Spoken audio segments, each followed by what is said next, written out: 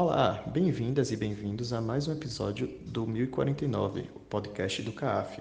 Neste episódio tivemos uma incrível conversa com a pesquisadora e coordenadora do Movimento Mães de Maio, Débora Silva.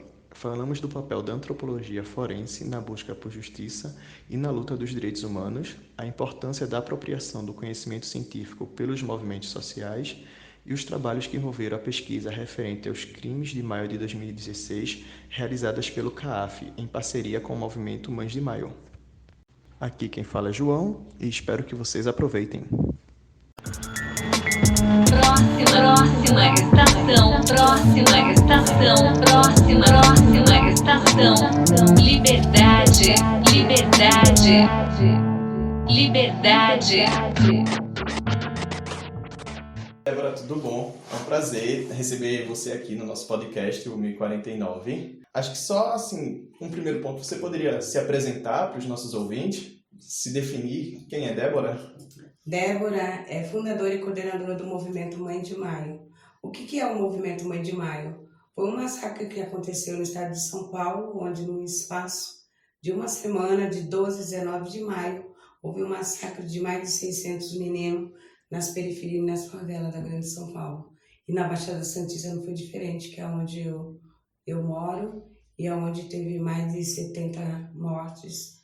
Mas a gente viu também que a gente tinha que se aprofundar nesse numeral que o governo do estado de São Paulo mostrou para a sociedade, porque dali a gente começou a pontuar as pedaladas dos dados que o governo dava em cima de execução sumária, né, praticada pelos agentes do Estado e paramilitares. Certo. Débora, no caso, como foi o teu primeiro contato com as ciências forenses? No caso, a antropologia e a arqueologia forense. Olha, quando, com 6 anos do falecimento do meu filho, eu comecei a observar pelos exames cadavéricos, a gente tivemos que aprender a definir qual era a execução sumária, né, e qual não era, porque tinha várias causas de execução sumária. Né? E a execução sumária tinha alguns de resistência seguida de morte. Então, há uma diferença na resistência seguida de morte forjado pelo próprio Estado. Era menino com tiro na mão, outros meninos com tiro na testa, tiro de cima para baixo de curta distância. Então, nós, mães, aprendemos a lidar com esses atestados e definir o que era auto de resistência. Então, dali a gente tivemos essa visão e a gente queria se aprofundar mais. Com 6 anos do sepultamento do meu filho, eu também tinha observado no exame cadavérico dele que existia um projeto alojado na espinha cervical. Esse projeto que estava alojado na espinha cervical, o ML vem bem grosseiro e ele diz assim que não conseguiram recuperar porque os instrumentos quebraram. Veja bem, aí eu parei para pensar e falei assim, como que os instrumentos quebraram? Meu filho estava morto, serrava. Eles tinham que dar um jeito, mas aquele projeto era a parte principal, a ponta do iceberg para um exame de um crime contra a vida. Na minha percepção era isso. Aí eu comecei a pedir a federalização, porque a gente precisava que uma outra medicina, né, ela acompanhasse nós, porque a gente conversamos com os peritos que atuou nos crimes de Vigário Geral, no massacre que teve Vigário Geral no Rio de Janeiro. E quando eu participei dessa audiência e perguntei, falei da situação do corpo do meu filho que foi entrado com projeto, o médico perito falou, e foi perito forense, ele falou para mim que na hora de exumar o corpo do meu filho, que eu pedisse mais que 10 florenses assinassem para ter legitimidade daquele corpo exumado. Mas eu comecei a pontuar isso, e até que veio o meu desejo, que era exumar o corpo do meu filho para tirar aquele projeto. Com 5 dias, que a gente não aceitava mais que o ML de Santos exumasse o corpo, a gente pediu para o DHPP, que só tem aqui na capital, e o DHPP desceu e exumou o corpo do meu filho, subiu com o corpo aqui para fazer os exames. Com 5 dias, o médico, inclusive foi até uma mera coincidência, o médico chamava Rogério, o meu filho é Rogério. Eu tive lá, ele ligou para mim ir lá, que ele queria conversar comigo, e eu vim. mas eu vim com medo de o que eu ia encontrar pela frente. E eu pedi para uma vítima da ditadura, né, a Rose Nogueira, jornalista, aposentada, trabalhou 50 anos no jornalismo. Ela foi uma das parceiras da presidente Dilma, né, ex-presidente Dilma, parceira de cela, e ela, falei, vamos comigo, porque eu não estava preparada para ver aquilo, né, porque eu vi a exumação de longe, mas de me deparar com ele lá ali montado, foi o que eu me deparei. Ele falou, olha, entra que a gente vai conversar. E foi muito engraçado que ele falou, olha, eu não sou catequista, não sou crente, eu acredito em Deus. Mas os ossos do seu filho falou o tempo inteiro comigo. Opa, me despertou a antropologia. Aí eu quis me aprofundar mais. Quando eu entrei na sala, eu vi o esqueleto do meu filho montado numa maca. E aí eu fui, primeiramente que eu fui e falei assim, olha, ele tá com o dente quebrado, vê? No meio da alçada, eu fui logo nos dentes dele. Que ele era um negro do dente bem lindo, sabe? Aquele dente branquinho. Enfim, e eu falei, posso tirar uma foto? Ele, não pode. Nós registramos 1000 vezes, todas as peças. Eu falei, por que peça? Não é peça. Aí deu aquela dor no coração quando ele falou assim, mas não falou assim pro descalço. Ele falou que é o teórico, né? É vários códigos. Eu até então não entendia. Era uma dona de casa, com pouca cultura, mas muito inteligente, jogo de cintura muito forte. E eu comecei a estudar. Aí, quando eu entrei, eu olhei tudo. Ele foi me mostrando os ossinhos do braço, dos dedos do pé, que estava dentro de uma meia. Aí eu vi o osso da bacia, que é o maior, os fêmur, e uma camisa. Ele vestiu o esqueleto. É uma coisa incrível. Ele vestiu o esqueleto porque ele falou o tempo inteiro que os ossos falavam, não deixa minha mãe me ver assim. Ele falou, como? Aí você entra e vê aquela situação, então você começa a perceber o que é um corpo humano. Sim. Que você gerou. E o que restou. E cada peça, assim, então, para mim foi muito, muito importante, porque depois que eu vi o corpo do meu filho ali, aquela alçada, não estava só ele ali dentro, tinha vários corpos, sabe, assim, tudo amontoado, assim, de ossada. E aí eu fui pro desafio mesmo. Eu não me assustei, eu tive um pouco de paz, porque eu não tinha paz por causa do projeto que estava alojado na espinha dele. E retiraram o projeto, enfim, e ele levou a urna na Praça da Santos, com 3 anos e meio para 4 anos. Eu já tinha pensado, junto com o grupo das mães, para não exumar os corpos deles nenhum. Fizemos um decreto, pedimos para o prefeito sancionar a lei daquele decreto, e a gente tem os corpos deles preservados, ninguém mexe. Mas o mais protegido é as ossadas, que é principal. A ossada do meu filho é protegida, por causa que se a gente proteger, a gente não vai ficar igual as vítimas da ditadura procurando uma agulha no palheiro. Né? A gente tem prova probatória que eles estão ali, eles foram executados, então nós corremos contra o tempo e ver pasmem, sozinhas. Para você ver, nós corremos sozinhos, sem apoio dos familiares da ditadura. Com a própria cara e coragem. Com a própria cara e coragem. Mas sempre preservando os corpos. Por quê? Porque os ossos têm DNA, ele protegido. Então é fundamental, é muito fundamental proteger as peças, que acaba sendo uma peça. Né? A gente acaba entrando no sinônimo que a teoria dá para a nossa realidade, assim, do gueto, e então a gente acaba falando a mesma linguagem da teoria. Mas é peça, mas para nós é ossada. Né? Para outras mães é os corpos dos filhos. Né? E para mim foi muito mais do que a antropologia. É uma vida que ela se transformou em ossos.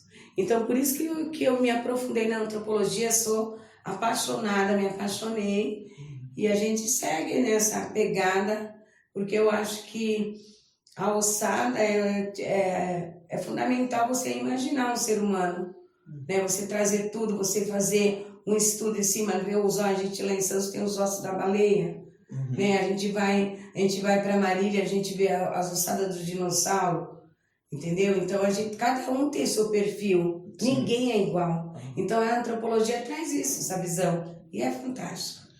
Nossa, é bem impactante esse teu relato. E acho que ele também levanta a questão assim que do tipo, quando as comunidades elas se apropriam do conhecimento científico, como foi o teu caso sobre a antropologia forense, traz uma via de busca por justiça. Quanto acha a importância dessa apropriação desse conhecimento científico por parte das comunidades para se buscar a justiça? Para mim é fundamental. Eu comungo com a medicina forense, essa medicina alternativa, porque a gente não tivemos um resultado como nós tivemos com a medicina alternativa forense. Sim. Entendeu? Porque nós trouxemos um resultado, de um resultado que a gente não teve na medicina legal. A gente não teve um resultado na medicina legal, né? E a gente já conseguimos avançar com esse estudo que nós fizemos dos crimes de maio na medicina forense. Então, para mim, eu acho que está além da medicina legal e a medicina forense. Ela traz uma medicina humana. Né? Então, para mim, como a gente é humano e fazer parte desse cenário, e dá mais entendimento para nós, eu, dona de casa, né? Eu aceitei fazer uma pesquisa dos crimes de maio junto com a academia, eu entrando dentro dessa parte, porque eu falei, para que servem as pesquisas das academias, se não ser uma transformação? Então eu vou entrar, vou chutar o pau da barraca, como diz a nossa linguagem lá no gueto, e falei, vou fazer parte dessa equipe, que é inédito, uma mulher preta, né, com pouca cultura, fazer uma pesquisa dessa que ela vira um resultado de uma transformação muito grande na ação civil pública. Entendeu? De uns crimes que já está arquivado, que eram dos desejos de consumo da gente, mães que parimos, que deu uma vida, que deu um amor, contrapor o ódio da vida dos nossos filhos ser ceifada e participar de uma pesquisa dessa, trazer e contar a verdadeira história dos crimes de maio, é muito gratificante. Não tem preço, não tem palavras para dizer que a medicina forense ela me ressuscitou do pedaço que o Estado levou. Foi a vida do meu filho. Outro ponto também que assim, é bem interessante na tua fala que a gente existe um discurso de que as ciências forenses elas são ciências muito impessoais. Elas acabam tratando o indivíduo muito como um objeto. Eu acho que essa tua perspectiva que tu falaste da apropriação por parte da comunidade para estar buscando os seus entes queridos, meio que humaniza essas disciplinas. Nesse contexto, o que é que tu acha que essas disciplinas, no caso antropologia, arqueologia forense, elas teriam a aprender com vocês, dos movimentos de familiares, com a comunidade, a sociedade que está lá todo dia sofrendo a violência de Estado, que necessita dessas ciências para poder buscar a justiça? Depois que eu vi o esqueleto do meu filho e conversei muito com o médico legista, eu fui além. Eu ocupei o cemitério de Perus e participei de uma diária de mais de 12 horas de filmagem. Eu não sabia do que eu ia me deparar, só que eu queria uma resposta porque eu sou irmã do desaparecido, do tempo do Esquadrão da Morte. Meu irmão é desaparecido de 83. O Esquadrão da Morte ele começou no 80 e seguiu bem até o dia de hoje. E meu irmão é um desaparecido. E a gente tem desaparecido no maio de 2006, que foram enterrados nas valas. A gente, no começo da matança, a gente viu umas valas, né? A mídia mostrou as valas, depois a mídia mostrou, e depois ela, como é bandida também, essa mídia comercializada, ela pega e também ela omite aquelas valas. E meu interesse era ir atrás dessas valas. Quando a pesquisadora vem e me convida para fazer o filme dentro do cemitério de Perus, aí eu aceito.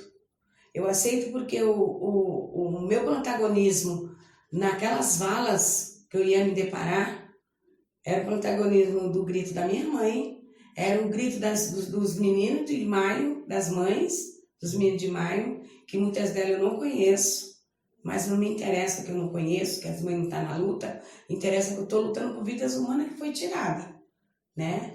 Receberam uma pena de morte que nem eles mesmos sabiam o porquê que eles estavam morrendo, né? O terrorismo do Estado atacou e atacou muito feio, então eu acabo indo para esse desafio e faço esse filme dentro do cemitério, que foi um patrocínio da Bienal das Artes, junto com a pesquisadora que era artista plástica. Ela trabalhou muito com as imagens, mas também aí você vê, a minha imaginação como antropóloga já foi diferente de quem estava filmando. Eles viam uma coisa e eu via outra. Eu falei, eu só aceito se eu tiver com a maquininha na mão. E eu pegava a maquininha na palma da minha mão, segurando assim, e o que eles filmavam uma coisa, eu filmava outra. Eu ia só nas ossadas. Eu queria saber por que nas exumações só tinha partícula de ossos. Por quê? Porque nós participamos das exumações. E as exumações eram só franja do caixão, roupa que não deteriorou, sapato, e cadê as ossadas? Aquela coisa assim. Então, eu comecei a tirar foto daquelas ossadas, daqueles pigmentos pequenos que estavam dentro das valas, entendeu? Então a gente se depara quando a gente vê as valas do cemitério do tempo da ditadura, né? Que a gente vê poucos... a gente não viu o crânio, a gente viu várias valas abertas e a gente não viu o crânio, mas também eu vi uns vidros com líquido branco, alguns com poucos líquidos, outros com líquido inteiro, né? Estava o vidro cheio e outros vazio. E eu queria entender por que enterravam as pessoas ali. A primeira diária foi o IML e a segunda diária foi o SBO, Serviço de Verificação de Óbito da Prefeitura de São Paulo. E aí aqueles enterros aqueles copos vinham do Hospital das Clínicas. E aí, cara ou coroa, fizemos um sorteio, mas o sorteio veio porque a perspectiva do pensamento e naquela visão que eu precisava saber, me aprofundar mais naquilo, veio os corpos que veio do Hospital das Clínicas. A gente acabou fazendo filme, apelo. Eu coloquei o nome mesmo, que é um apelo que eu fazia procurando o corpo do meu irmão. Eu me concentrei naquilo e procurando também os corpos dos meninos de maio. Mas também repudiando, cadê os ossos? Cadê o que foi feito isso? Porque lá em Santos a gente viu várias vezes os roubos, né, de encomendas de estudantes que tentavam pegar os restos mortais para fazer pesquisa. E a gente denunciamos também isso dentro do nosso cemitério e a gente se depara com umas valas sem os pigmentos de ossos muito pequenos, como a gente encontrava. A gente queria saber por que esses corpos vinham do Hospital das Clínicas, com o nome na tampa dos caixões, né? E enterrado como indigente. Então a história se repete do passado e do presente. Então a gente mostra que eu rapidamente cheguei em casa, eu postei no Face as valas, eu queria saber, falei dos ossos que não tinha, que aquilo ficou na minha cabeça, né? E também eu queria saber por que o líquido, será que o líquido ele consome a parte óssea para sumir os corpos? Né? Então foi um apelo denunciando o cemitério de Perus, até implodir aquilo ali, porque aquilo ali é uma fábrica de desaparecer com corpos humanos. Débora, outro ponto que eu queria conversar contigo, partindo que tu tens a experiência tanto da vivência e tu também tem a tua experiência como pesquisadora e acadêmica, de antropóloga. Quando a gente, no caso do Mães de Maio, teve a participação da Unifesp, não foi através do CAAF, e durante a pesquisa foi gerado um produto, que foi o relatório final dos crimes que aconteceram na Baixada Santista, mas eu queria ver teu ponto de vista sobre o uso dos dados que são gerados nesse tipo de pesquisa, que envolvem a violência de Estado contra indivíduos que têm os seus familiares vivos. Qual seria, tu encara um ponto ético de uso desses dados? Até onde seria ético utilizar eles? Olha, eu acho que, para mim, ético é desde o momento que você entra, o movimento entra para a pesquisa e descobre que não foi 54, foram mais de 60. Aí está a ponta do iceberg. A gente vai com contraponto dos dados oficiais do governo. Outra coisa, a pesquisa vem E ela traz para nós a esperança de contar uma história que não foi contada, uma omissão do Estado. Ela traz à tona isso. Essa pesquisa ela veio para colaborar conosco, da gente avançar em São Paulo com muita dificuldade. Em São Paulo, os corpos são exumados com 3 anos. Nós temos nossos conservados, né? Nós pedimos a perpetuação dos túmulos, foi através desse... a pesquisa vem como um mausoléu, um memorial dentro do cemitério de Areia Branca, que a gente vem e fala que não é um memorial. Nós temos 15 corpos preservados dentro do cemitério de Areia Branca. A gente tem um corpo preservado no cemitério de Sarruó. O cemitério tem até um nome assim bem esquizofrênico, Cemitério da Filosofia. Que eu queria saber que filosofia é essa da morte, dos corpos. A gente ainda não estudou, mas a gente vai se aprofundar. E também no cemitério de São Vicente, a gente já não tem corpo de maio, né, dos crimes de maio, mas a gente avançamos os outros anos, 2012. A gente vai para a Praia Grande e usa essa mesma tática de preservar os corpos na Praia Grande. A gente tem do DJ Felipe e do MC Felipe Boladão, porque foram os MCs que foram assassinados do mesmo modus operandi dos nossos filhos. Então você vê que a gente acaba trazendo para dentro das universidades, que consta nesse relatório, também as mortes continuadas.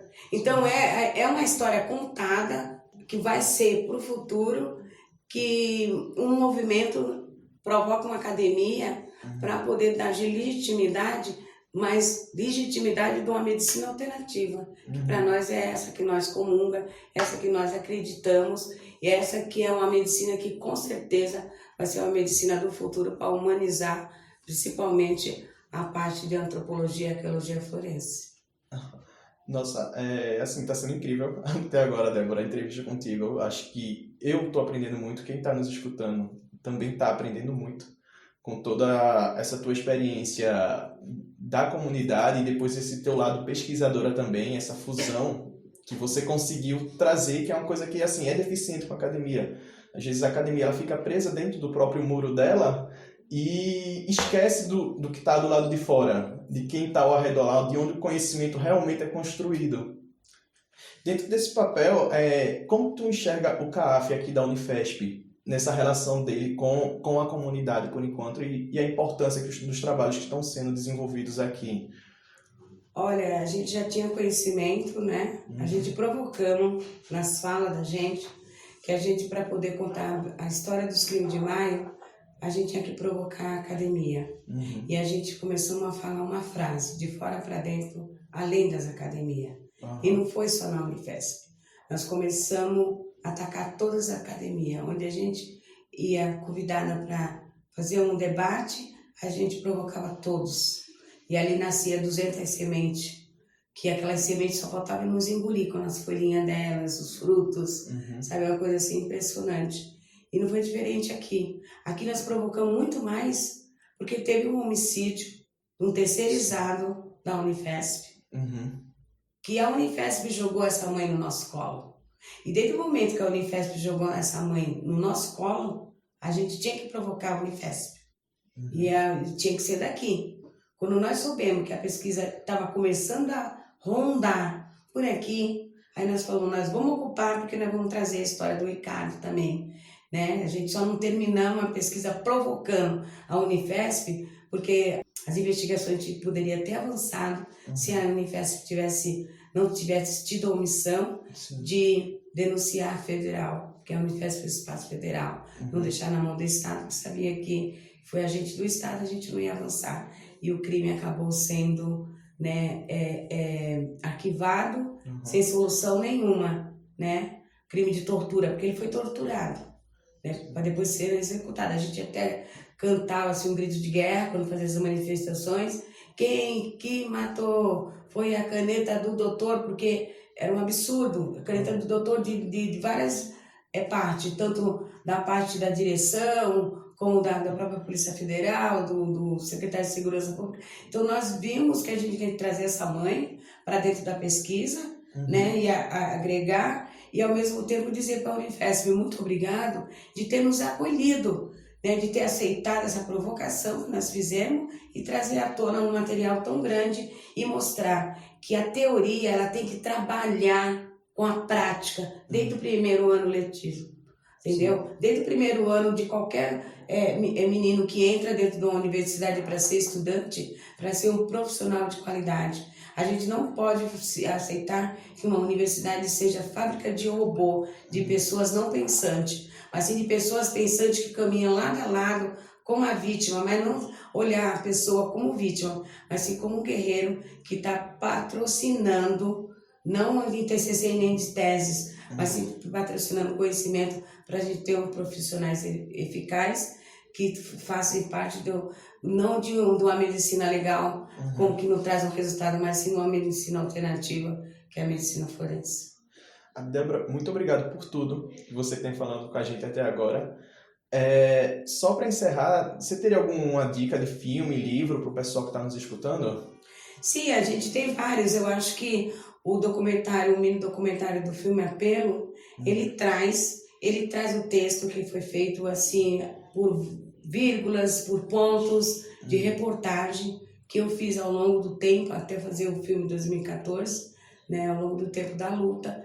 E esse filme ele traz uma reflexão muito grande, mas ao mesmo tempo o texto.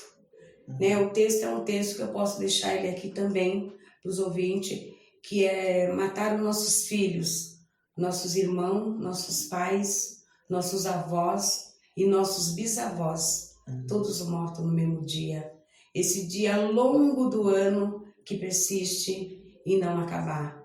Foram mortos pelas mesmas mãos que muda de corpo. É a mão do mando de gente que tem as leis e o dinheiro e as armas ao seu favor.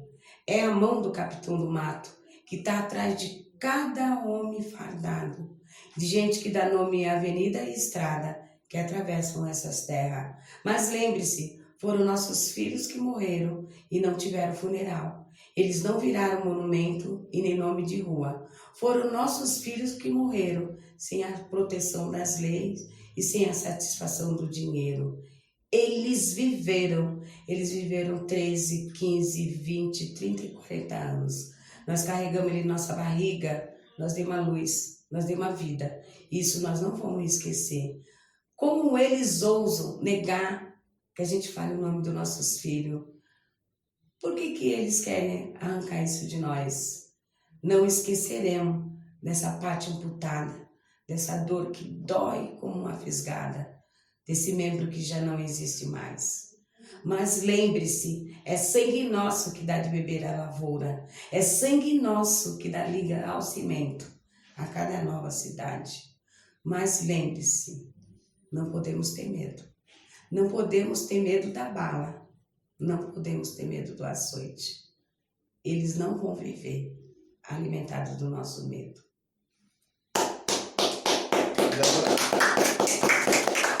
Muito obrigado por tudo, Débora. Eu que agradeço. Foi um prazer estar aqui com você. Eu também. Muito obrigado.